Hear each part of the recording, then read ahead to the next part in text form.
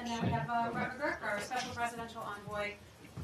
Brett has some comments, and then he'll take a few questions from you. Okay. No maps today? There will be one. Yeah. So thanks, everyone. I guess it's the last briefing of the year, so I thought we would kind of sum up the overall campaign. I think I got Laser one. thing? Yeah. Oh, you have one. Okay. Yeah. Sum up the campaign against ISIS over the past year, and where we are, and kind of a little bit on where we're going. We'll have more to say about that in the coming year, particularly over the coming weeks. I think it's just worth recalling. ISIS used to be controlling basically a state, 100,000 square kilometers, the size of the UK, planning and plotting and carrying out major terrorist attacks against our partner homelands, inspiring attacks here in the homeland. Responsible for the violent murder of American citizens, James Foley, Steve Sutloff, Peter Abdul Rahman, as well as the death of Kayla Mueller. Committing acts of genocide against Yazidis as they swept into Iraq and other minority groups, displacing Christians from their ancient homelands, and destroying our common heritage. We've really never seen anything like it. 40,000 foreign fighters from 110 countries around the world pouring into this so-called phony caliphate. So in January, when the new administration came in, when President Trump came in and Secretary Tillerson came in, we faced real critical challenges in terms of major plotting attacks against us and against our partner homelands coming from Syria and Iraq. And they were aspiring to kind of major 9/11 type attacks. That's what they really aspire to do. And so long as they had these safe havens and sanctuaries, particularly cities, a city like Raqqa, and at the time they still controlled half of Mosul, it was really hard to root them out. So really, three key decisions were made right off the bat as soon as President Trump came into office. Number one, he issued a directive within, I think, his third day for all of us to really look to accelerate the overall defeat of ISIS. He delegated authorities immediately to Secretary Mattis and our commanders in the field. When Secretary Tillerson came in, he made clear to all of us that if everything's a priority, nothing's a priority, and our priority is the defeat of ISIS. One of his first major events here at the State Department was gathering almost 70 countries here at the State Department from our global coalition. It's now one of the largest coalitions of its kind ever assembled in history, with 74 members. And we all gathered here in March really to map out the next phase of the campaign over what is now the last 10 months, particularly Mosul and Raqqa. The Secretary also made the decision very early on to deploy a small team of experts from the State Department into Syria to work with our military partners as we got into the campaign in Tabqa and Raqqa, which I'll talk about. We established task forces here at the State Department and the Department of Defense to coordinate the interagency in a way that had not been coordinated before, and we developed an overall global campaign plan called the Defeat ISIS Strategic Plan, which has been approved by the President. So, prioritize the defeat of ISIS. If everything's important, nothing's important, and accelerate the campaign, and I'll bring you into the campaign to describe kind of how this has gone for last year. Second, when he looked at the situation in Syria, decided we have to set conditions for a political settlement in Syria by de-escalating the overall conflict.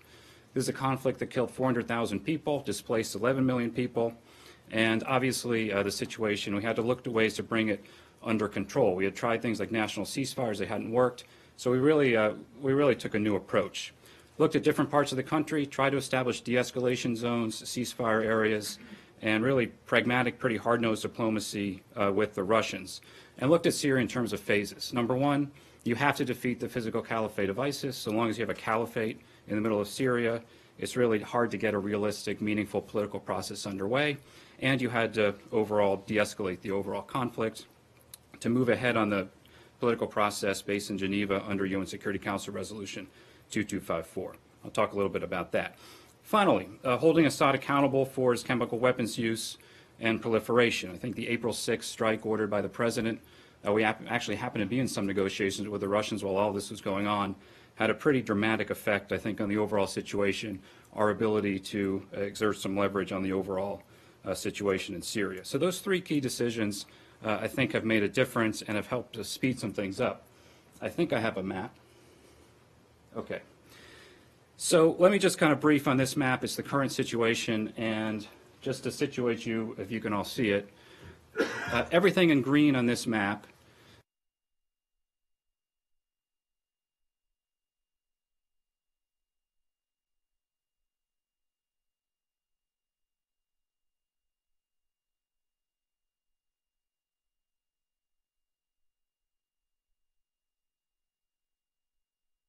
Everything in light green and dark green has been taken away from ISIS. It's about 98% of their former caliphate, and significantly 50% of all the territory that ISIS has lost, they have lost in the last 11 months, since January. So 50% of all the territorial losses against ISIS have come in the last 11 months over the course of 2017. 7.7 million people used to be living under ISIS are no longer living under ISIS, and 5 million of those people were liberated over the course of this past year. So when we came into office, there were still about 5 million people under ISIS. They are no longer under ISIS. Returnees, we talked about this in the past, the pace picked up. In Iraq, we have returned 2.7 million Iraqis back to their homes. Again, that is a historically unprecedented rate of returns in a conflict like this. 1.4 million of those returnees in this past year. In Syria, for the first time, the Syria situation still remains totally unacceptable. All the violence and the loss of life is attributable to Bashar al-Assad and his regime. But in Syria, for this year, for the first time, we did see significant returns, about 715,000, according to UN data, actually returning to their homes, 50,000 from outside Syria. And I think the focus on de-escalation had a contribution to that. So based upon all that, I can kind of bring you into what we did over last year and how this really came together. So there's a number 1 on the map, which I guess this doesn't work with the TV. There's a number 1 on the map at Topka, which I can point to right here. Topka, the Battle of Topka began on March 21st. What's significant about it is kind of how it began. And I happened to be in Syria right around this time. And the force we're working with, the Syrian Democratic Forces, identified an opportunity, but they had to launch almost immediately. They said if we can launch within days, to hop over a body of water about 10 kilometers and catch ISIS by surprise. They thought that they could seize Topka, the Topka Dam, and the Topka Airport. So our commanders, having the delegated authority, wasted no time, put this operation together. It launched on March 21st, ended on May 11th. And I visited Topka shortly after the battle. It wasn't just the battle. It was the first time we also had State Department personnel working together to kind of help facilitate the humanitarian and stabilization aftermath of the conflict. So they worked to clear landmines, get humanitarian aid into the city. And the population before the war in Topka was 70,000. The population today, about 110,000 since ISIS has left. And without Topka, had Topka not been seized, Raqqa would not have been able to be taken because Topka really kind of helped close the noose on Raqqa. So that delegation of authorities made a specific, immediate difference in that very significant battle. Second was Raqqa. So shortly after the Topka battle concluded in May, we looked at, again, all the options for Raqqa. You've reported on this, many of you. We looked at every possible way to do Raqqa. A couple options were presented to the president. And really the option that he determined was the most viable option was the option to use our partner force, the Syrian Democratic Forces. And a couple of reasons for that. The other option would have required really tens of thousands of American troops on the ground, and that's a model that we do not want to return to. So the Battle of Raqqa began on June 6th, D-Day as it's known, but it began on June 6th, and it concluded about 5 months later. Very, very difficult street-by-street fighting. I was in Raqqa about 3 weeks ago, and you can see the aftermath of this battle. Our force that we work with, the Syrian Democratic Forces, about 400 were killed in the battle, about 700 wounded. No Americans were lost in this battle. We did lose one coalition special forces operator from one of our coalition partners. Displacement. In the Battle of Raqqa, in the province, about 264,000 people were displaced. And in the early phase of the battle, you could actually see the displacement, and we actually really had to catch up. But having our team of experts on the ground, we immediately flooded resources into Syria, and were able to manage the humanitarian displaced population from Raqqa fairly well. About 34,000 now have returned. One reason why it'll take a while to get people back into their homes of Raqqa is that ISIS has basically every single standing structure in Raqqa has an IED in it. We're finding that as our teams that we've trained about 125 Syrians now, together with experts. to really clear the streets of these areas that have been cleared, and it takes a lot of time. We're finding an IED in almost every freestanding structure. So ISIS, as they lose territory, kind of salt the earth to make sure that life cannot return. We do believe the outlying neighborhoods of Raqqa, which are fairly well intact, we will see significant returns. The center of the city, having seen it with my own eyes, is fairly well destroyed. I think it'll be a very long time before people are able to return there. We are in the business, as we've said before, of stabilizing these areas, clearing landmines, humanitarian, basic water, basic health, electricity. We are not engaged in nation-building exercises and long-term reconstruction. Let me point to number 3. This is right here. And this is where you can see the red on the map, and that is where ISIS still has some small safe havens. I point to it because there is still very significant fighting going on. And I just want to emphasize this point. This isn't over. The fact that we made a lot of progress this year, nobody who works on these problems would tell you that we're popping champagne corks or anything. This is not over. This is a long way to go. Even on the ground in Syria, there's probably some months of operations left in this area. Heavy fighting's ongoing, 31 airstrikes, coalition airstrikes in the last week alone. And we killed 3 very senior ISIS leaders right in that area in the last week. And we're capturing, actually, as we speak, a number of fighters trying to flee. Last week, a significant milestone, the Iraqi security forces and the Syrian Democratic Forces linked up at the border, just kind of tightening the noose on ISIS. And this area also has been critical in terms of deconflicting operations with the Russians, something we've talked about throughout the year. We've kind of drawn some lines on the map with the Russians about where their forces would be, where we would be. This is a professional military-to-military engagement focused on deconfliction. We're not coordinating operations, but making sure we don't have any accidents. That's extremely tense from time to time, but overall, that has gone quite well and accelerated the pace of operations. So the engagement with the Russians has actually, I think, contributed to the demise of ISIS, at least in the caliphate. I'm going to go down to just southeast Syria. I'll start moving a little faster, but right here is a garrison called Al-Tanf. We have a small U.S. military presence there. We're working with a local force. There is still ISIS in the area. There was an operation. We actually engaged with a column, our military personnel, with our partner force just last week in a very heavy engagement. But another reason why our presence is important there is there's an IDP camp right on the Jordanian border. About 40,000 people are there. And we want to get aid to that camp. We want to get aid to that camp from the Syrian side. And we're pushing, particularly through the Russians, to come up with a common plan to get aid to that camp. And we have called on the Russians to be cooperative in that effort. And we were pleased that earlier this week, the UN Security Council resolution renewed resolutions known as 2165 that authorizes cross-border assistance into Syria. That was quite an important development as we manage the humanitarian situation in Syria. So that's Tanf. We are present at Tanf, and we're going to be present at Tanf to make sure ISIS cannot return, and also to manage this difficult humanitarian situation. We will also remain present in the other areas of Syria to make sure that ISIS cannot return, and to make sure that we can help with these stabilization efforts so people can return to their homes. Final point on Syria is in the southwest. It's number 5. I point to that because this is the southwest. It's a de-escalation zone that we negotiated with Jordan and with Russia earlier this year. I think I described it as a painstaking negotiation over many months. That was very true.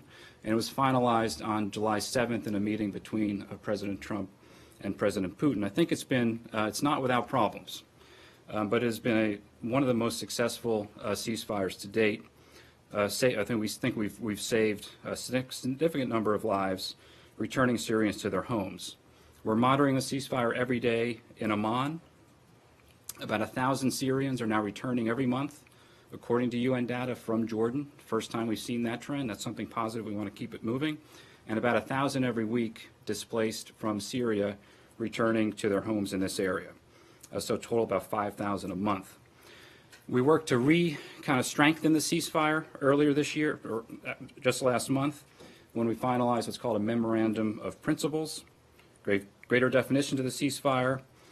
Key principle, the existing arrangements in these areas can remain in place, so opposition structures remain in place pending a long-term political settlement to the Civil War through the Geneva process, and also a commitment, very importantly, to remove foreign forces from sensitive areas of this zone.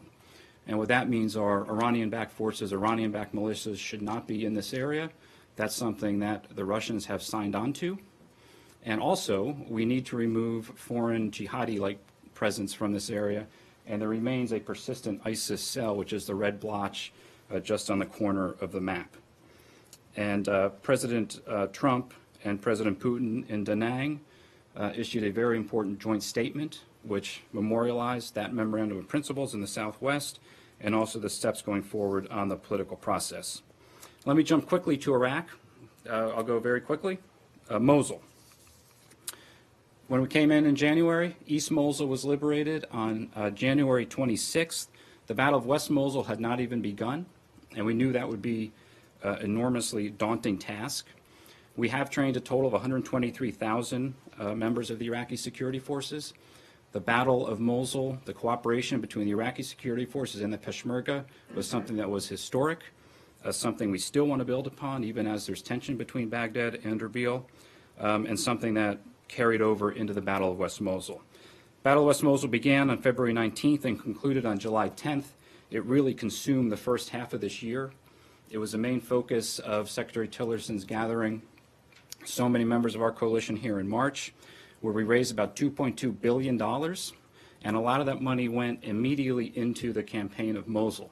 What's remarkable about the Mosul campaign is that of a million displaced from Mosul, the worst case scenario that we had planned for, nearly every single Moslawi that was displaced received humanitarian assistance and aid. So even with 1 million displaced, we did not have a massive humanitarian crisis because of the planning that went into this, and that meeting in March was quite significant. In Mosul today, we have about 500 stabilization projects are ongoing, and we are still working very closely with our coalition to make sure that we have adequate resources for that. Finally, on the map, I want to just talk about two developments.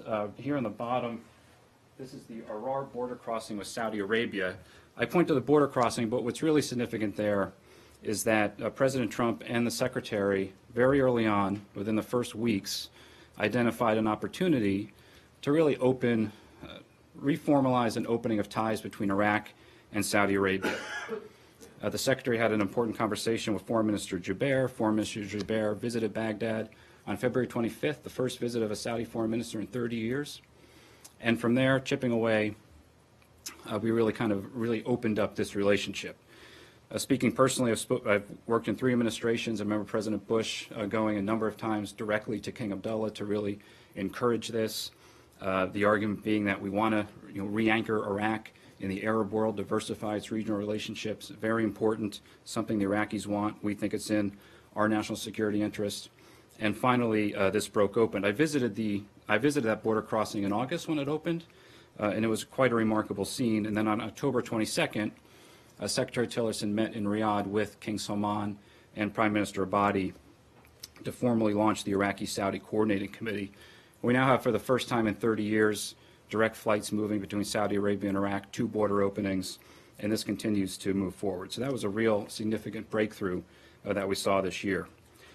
I just point finally to the other border crossing, the Trabeel border crossing with Jordan. That's a multi-billion-dollar-a-year commerce route, and we've also worked very hard to open that because our ally Jordan is really first and foremost in our minds when we manage this very difficult situation. Looking forward a little bit into next year, Kuwait will host two very important conferences in February, one together with the World Bank and the EU on a reconstruction event for Iraq to help reconstruct some of these areas. And secondly, our coalition will gather, similar to the event we had here in March in Kuwait in the February timeframe. Finally, when it comes to ISIS, we're not just focused on the physical space of the caliphate, although that was the calling card. It was what held the organization together. We are also, as you know, talked about this a number of times from this podium, foreign fighters, counter-finance, counter-messaging is a constant 24/7 effort from here. On foreign fighters, it's really an incredible effort, global effort from all members of our coalition, and working with one of our newest members of the coalition, Interpol. We now have from 60 countries about 40,000 names in a database of known ISIS-affiliated fighters who have tried to travel or did travel to Iraq and Syria. And the UN Security Council today, we believe, will pass a very important resolution, really strengthening the resolution 2178 that passed a few years ago. And our colleagues here, Nathan Sales and the CT Bureau, are doing a terrific job on that. So we hope to have more news on that later in the day. Counterfinance, we've completely decimated ISIS finances by targeting their oil and gas reserves, and they really have no ability to raise significant revenue from what used to be their state-like holdings in Iraq and Syria. But they do still find ways to move money around, and Segal Mendelker and our colleagues at the Treasury Department working constantly to identify these networks, sanction them, and root them out. And counter-messaging, just a remarkable improvement from what we used to see. And I give the private sector here tremendous credit, Twitter, Facebook, YouTube. Very difficult to start a Twitter account now with an ISIS-affiliated message. You're taken down really almost instantaneously. Almost a million accounts have been taken down. And we're working closely in the region with Saudi Arabia, UAE, all of our partners, and in East Asia with Malaysia and others to counter ISIS's ideology. So ISIS will be around for a while. So we have a long way to go, but we did make some progress this year, and I want to kind of bring you into it a little bit. Decisions we made early and then how they played out. And with that, I'm happy to take some questions. I'm just curious. It sounds to me, well, it doesn't just sound to me, you said it, that changes from the policy of the previous administration are responsible for this success. You were in charge of implementing the policy of the previous administration. Why, why was it doomed to fail? And why did the previous administration continue to do what it was doing when you mentioned these 3 or 4 changes to it that seem to have brought success? Yeah, thanks, man. I think I'd answer it this way. I think it's not a political statement. It's the fact that we had to do a lot to get the foundation for a campaign set. A transition in wartime from one party to another, you look historically, it can always be a difficult endeavor. I actually give great credit, I think an untold story, the transition actually on these issues was very smooth.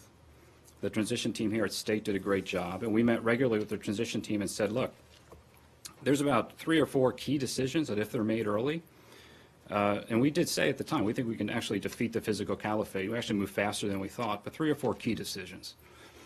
Some of them were decisions that the former administration didn't want to take at the end of their time in office, so passed forward. But I will just say it takes focus and attention and prioritization from the top, and that's what we got on day one from the president and when the secretary came in and from Secretary Mattis.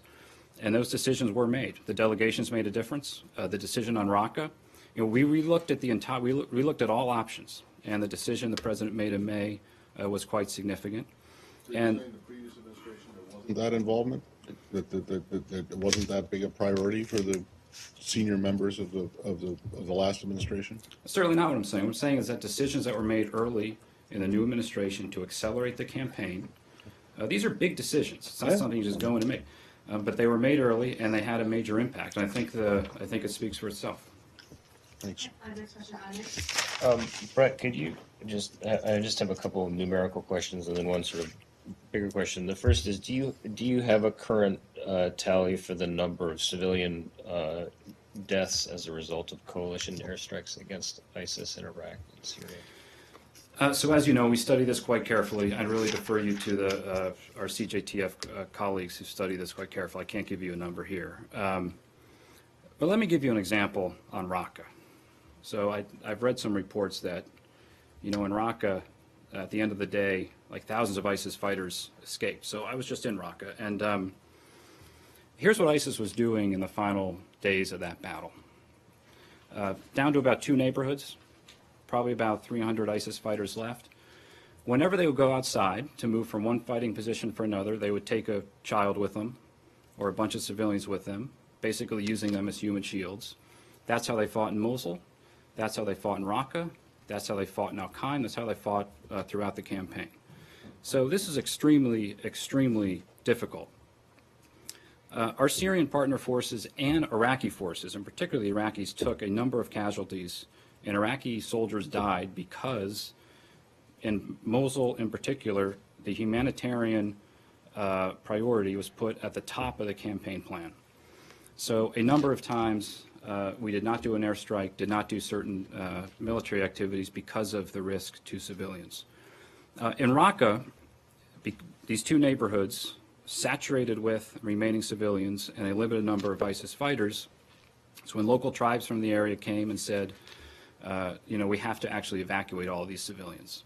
And so that local deal was made. We think about 4,000 civilians, and we track this extremely closely, and a very small number of foreign fighters, about 300 total ISIS fighters. But the truth of the matter, these guys are using, they came to Syria and Iraq and they purport to be representing the Sunni population, and they use the Sunni population as human shields. So I'm sorry I can't give you a specific figure, but I just want to I've been in some of the centers, particularly in Syria. I was in one during the Raqqa battle, of how these decisions are being made. And it is extremely difficult when you confront an enemy like this. Just two quick follow-ups. One is, you talked about geographically reducing ISIS control. Do you have numbers of fighters who remain, who were able to flee? And then second, the Pentagon today accused Russia of intentionally violating the deconfliction agreements with the U.S., particularly with air forces. Do you have any comment on that? So on deconfliction, I have to defer to DoD. There was an incident on December 13th that, again, whether it was accidental, whether it was intentional, don't know. There have been direct, very high-level senior engagements between our military colleagues and theirs, and we have not had a significant incident like that since. So the deconfliction line overall has held. We had some incident in June. In June we shot down a Syrian plane just south of Topka when they crossed the line that we had agreed upon. So this is serious. This is really, really serious business. But for the most part, the deconfliction lines have held. In terms of overall fighters, we think there's about, I hate to put numbers on it, but in some of these areas where they still are, about 3,000 or so. That's kind of our assessment. In terms of an exodus of ISIS fighters from Syria and Iraq, it's our best estimate, and all we can do is give our best estimate from our intelligence community and everything, that there has not been a significant exodus of foreign fighters from Iraq. I hate to, I have it in my head, I just hate to even say. So I defer to some of my colleagues on that. Dave Clark, Medicaid. Hi, thanks very much for doing this. Beyond the red areas marked on that map, there are lots of other areas in the world, Libya, West Africa, the Philippines, Afghanistan, where groups that have raised the ISIS banner have sprung up. Are these groups in tight communication? Is it a movement? Is there command and control, or is this just an inspirational kind of branding exercise from local insurgents? And will the campaign continue until you've rid of the whole world of people with the ISIS flag? So, look, it's a great question, and it used to be a very well-connected organization, being run out of Raqqa, with direct communication to Boko Haram, which then part of it split and became ISIS in Nigeria, direct communication to Libya, direct communication to Sinai, direct communication to Afghanistan. We've pretty much severed a lot of that, particularly from Syria. But look, ISIS became a brand, and a lot of pre-existing terrorist groups, you've seen this in the Sinai, for example, start to raise the flag of ISIS, mainly to recruit foreign fighters and other things. But make no doubt, the Defeat ISIS strategic plan that I mentioned is not an Iraq-Syria plan, it's a global campaign plan. So we use different tools in different parts of the world, but certainly in Mindanao and in Philippines, when they popped up and tried to establish themselves, we worked very closely with Australia, with members of the coalition, with the Philippine Armed Forces, to root them out. So this is going to go on for some time. And the main priority, number one, is protecting our homeland. But second, make sure that they cannot have sanctuary to recruit and attract foreign fighters. Just to on that, the Russians are saying that ISIS is defeated in Syria. You're saying there's still some 3,000 or so there. Does that reflect different understanding of the intelligence, or is that a political thing? They want to have an excuse to kick you out of Syria now. Job's done. Leave us and Assad alone. Well, as I said, look, we're advancing our own national security interests in Syria. We're going to stay in Syria to make sure there's an enduring defeat of ISIS, to make sure we can stabilize these areas. That's very clear. No, ISIS is not totally defeated in Syria. as I mentioned, I think I gave you the number of airstrikes we've done the last week alone. So that's very clear. And another key statistic, every coalition enabled, meaning our coalition, enabled operation against ISIS. ISIS has never been able to come back and reclaim a territory that we helped liberate. Frankly, the Russians can't say that. You know, in Palmyra, they did the kind of concert that got a lot of attention. Then ISIS actually came back and retook Palmyra. We're having some problems on the south side of the river in which Syrian armed forces claim to have liberated these areas, and we see ISIS trying to come back.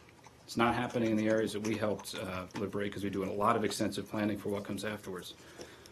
So bottom line, answer your question. No, ISIS is not totally finished in Syria. We still have a lot of work to do. Next response is? This is somewhat related, but do you see indications that the Russians are now eager to get out of Syria? And do you think, and maybe this is premature, but if so, do you think that could fast track the Geneva process? So we have agreed with the Russians that the only way to bring an end to this conflict is through Geneva, through 2254. We've also made clear, as a coalition, that there will be no international reconstruction assistance for regime-controlled areas of Syria absent that political process really moving ahead in a credible way that can ultimately lead to a political transition. We also happen to believe that the endpoint of that political process, which is UN-sponsored parliamentary and presidential elections, which all Syrians vote. That means the entire diaspora votes. The 5 million people who are displaced from Syria can vote. And the Russians have now signed up to that. We believe that if you get to that point, and that'll take some time, that Bashar al-Assad will no longer be in power in Damascus. The Russians might have a different view. I've seen the announcement that ISIS is wrapped up and they're going to withdraw from Syria, but that really remains to be seen. I think they'll retain a fairly significant presence. And again, we will engage with them where our interests align. We will make very clear to them where our interests don't align. So when it comes to Syria, you have to have some engagement with the Russians. There's a military-to-military deconfliction channel, and on the diplomatic side, we're engaged with them regularly. Just a couple more questions, Carly from CBS. Thanks. I'm curious about the relationship between the U.S. and the YPG, because, you know, obviously that's a major sticking point here. And I think a few weeks ago, Jonathan Cohen said that the relationship was temporary and tactical. We've seen Trump tell Erdogan that there are going to be adjustments made to that relationship. So can you give us, you know, shine some light as to what those adjustments are going to be going forward? So after the Battle of Raqqa, again, such an intense urban assault. That's why it required a presidential decision, because we had to give some equipment, and it's limited, extremely limited, all of which was very transparent to our NATO ally Turkey. But that decision had to be made if we were going to do Raqqa, and it was. Now that that major phase of operations is over, there will be adjustments in the level of military support. We will continue to remain in Syria and to work with local hold forces. The Raqqa Internal Security Force is a force that we're training to make sure that we can hold the ground, and continue to work with the Syrian Democratic Forces. But as the years goes on, there will be adjustments to the type of support, just given the way the campaign is proceeding. I think that's very natural. That was always part of the plan. That was what we briefed to the Turks before Raqqa, and that's what we've told them now. So that'll kind of continue throughout the year. But as we remain in Syria, we'll continue to work with local actors. We want local people to be in charge of their areas, and we will retain our policy of full transparency with Turkey. Okay, and last question, Robbie from Yeah, I was wondering if you could give your thoughts on the peace process Russia is attempting to open up in Sochi. How will that impact the negotiations in Geneva? Is there any conditions in which the U.S. would support those talks? So it kind of remains to be seen. We've heard Sochi was going to happen last month, then it was going to happen this month. Now it might happen in January. Now it might happen in February. We've engaged with the Russians on this about exactly what they have in mind. And they have said that Sochi would be kind of a gathering of Syrian figures, and then what happens in Sochi would feed directly into Geneva. If that's the case, that's something that might actually support the Geneva process. What we would not support and what would have absolutely no legitimacy would be a parallel process as parallel entirely to Geneva. Geneva is the locus of where the political settlement has to be struck. That's not only U.S. policy, that's now something the Russians have very clearly signed up to in the denying statement. So I would just have to say it really remains to be seen. We also have, I have to say, some real skepticism of anything in which the Iranians are a guarantor of a process. So the Astana process, for example, in which the Iranians play a guarantor role for de-escalation zones. One reason we've not participated in Astana, we observe, is because that to us just kind of lacks credibility. So we'll continue to remain engaged with the Russians, and we want to settle the Syrian civil war through a constitutional reform process leading to UN-supervised elections in Geneva. And that is the key to unlocking reconstruction assistance in Syria writ large. So we've been very consistent with the Russians on this. In Da Nang, they signed up to the overall roadmap, and so we'll have to see. This will be a key focus here over the coming year. Final point, just to sum up, when we looked at the situation in January, it was hard to see how you could have a really credible political process until you remove the physical caliphate and you bring the overall levels of violence down. And that's why over 2017 we were so focused on defeating the caliphate and de-escalating the overall civil war. And that sets the conditions now for a more meaningful political process in Geneva. Staffan de Mistura was just here yesterday. We met with him about the next steps, and this will be a very intense focus of ours over the course of the next year. So we look forward to briefing you on that. Okay. Thank you Thank so much. Thank you. Thank you so much, Ms. Susan. Ladies. I just want to mention one more thing, back to the initial line of questioning that you had about the UN vote that just took place. And I just wanted to reiterate what the president had said yesterday, and that was the UN vote is really not the only factor that the administration would take into consideration in dealing with our foreign relations and countries who have chosen to vote one way or the other. So I just want to make that clear. In addition, I just received a note from our folks over at the White House and the NSC, and they tell me that the president's foreign policy team has been empowered to explore various options going forward with other nations. However, no decisions have been made. Okay. Since you opened this up to the line of questioning or responding No, to I just wanted to be. No, I understand. To follow So- up on that, because we had some new Well, information to provide right, you since yes. Deslander King was here. Yes, thank you. And thanks for conveying that. But now that raises another question, and that is Ambassador Haley, in her comments this morning, said, this vote, we will remember this vote. You have singled us out, the people who single us out. Well, the vote last month on the Cuba resolution was far more one-sided. You were only two. It was 191 to 2. Why do you have why is this vote, which was 128 to, at least you had more than one other country with you, and you had a significant number of abstentions. Why is this more important than a vote in which you're literally all alone but one? But I think I would say this would be something that would be handled out of US UN and not handled out of this building. So if you have any subsequent questions about that, I can certainly refer you to Nikki Haley's staff on that. Please do. Can you relay the question? I mean, I want to know, why is this vote more important than the other vote, which was worse, which was more lopsided and not your favor? Why is your memory so long on that, and everyone seems to have forgotten about 191? I would be happy to take your question and convey it to her staff on that. Thank Okay? You also just on maybe you'll give the same answer, but on the Haley remarks, she didn't only say individual countries, but the U.S. would remember this when it determines its contributions to the UN. So is that a process that's already starting where you're looking Not at that I levels? am aware of. Not that I'm aware of. I'm not going to speak on behalf of Ambassador Haley or her staff, but I'm not aware of any of that taking place right Can now. I ask then that you speak on behalf of the administration?